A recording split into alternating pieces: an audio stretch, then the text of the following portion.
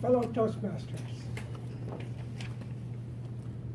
my childhood and adolescence were in New Delhi, India.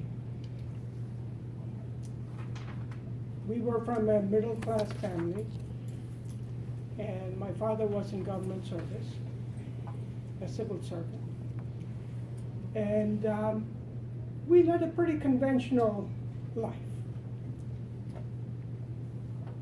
One difference being my parents were overly protective, and my circle of friends was very small. So basically my life was pretty much going to school and playing with the neighborhood kids.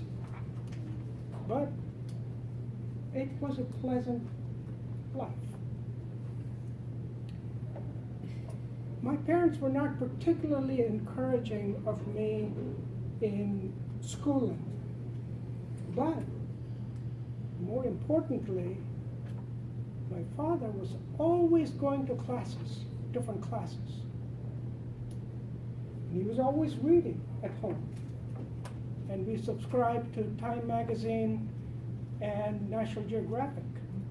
And this being India in the 1950s, the postman would put a tax on it. We would only get every other issue. Oh no. Oh. But that was good enough. And so we would read and really enjoy it. And that was my view of the world. Kind of small from a local perspective, but large from an imaginary perspective. I was very interested in schooling, so I did pretty well. And I graduated pretty high in my class. And my father decided that I needed to get my schooling in my college in the United States. So I was packed off to the University of Florida, where I had gotten admission. And there I was, a kid with a very small view of the world, suddenly in Gainesville, all on my own. I knew nobody. I spoke English, but not the strange thing that I was hearing all over. Later I was find out that was English too. And in the beginning, it took me a while to figure out what was going on. So the only thing I could do was to concentrate on my college, and I did very well. My first quarter, we were in the quarter system at that time at the University of Florida. The second quarter, this was a spring quarter, and the next one was summer, and I was moved from one door to another. And I got a roommate who was a party roommate. And I said, hey, this is different from what I was used to as a kid, but much to my preference.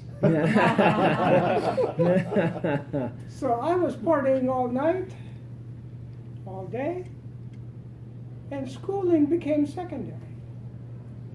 So the first quarter I did very well. The second were, B's, C's, D's, not so well. But from a social perspective, I was well integrated into society. I had broken the small world syndrome, and there was. And I enjoyed college immensely.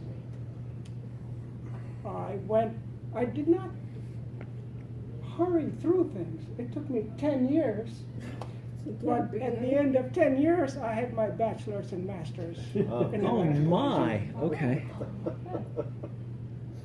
At that point, I got a job with TICO right here in Tampa. And it was a fantastic job, substation engineering, for people who know about engineering. Mm-hmm. And I had good colleagues, and I was very happy with TICO. I worked there for 5 years. And I could have stayed there for the rest of my career. In fact, I could have just finished 40 years at TICO if I'd wanted. But then I said, there must be more to life than substation engineering. So I started looking for other jobs. And as Dr. Jim had mentioned, one ought to have 12 careers at least. Aye. So I made my trip to Motorola in Austin and a few other places, including a startup where I lasted about a year and was called Megacom, but internally we called it the Megacon. There you go. There you go. Until I ended up at GTE Data Services, which eventually became Verizon. There you go. And really, the bulk of my career was with Verizon. And I believe there was only one reason why I left TICO, which I was very happy with, and joined Verizon. And that is to meet my future wife. There you go.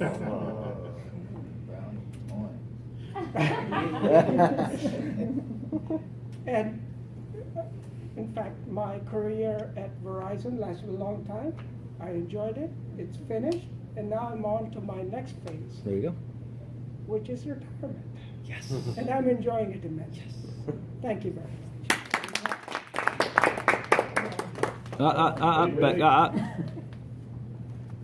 Nice job.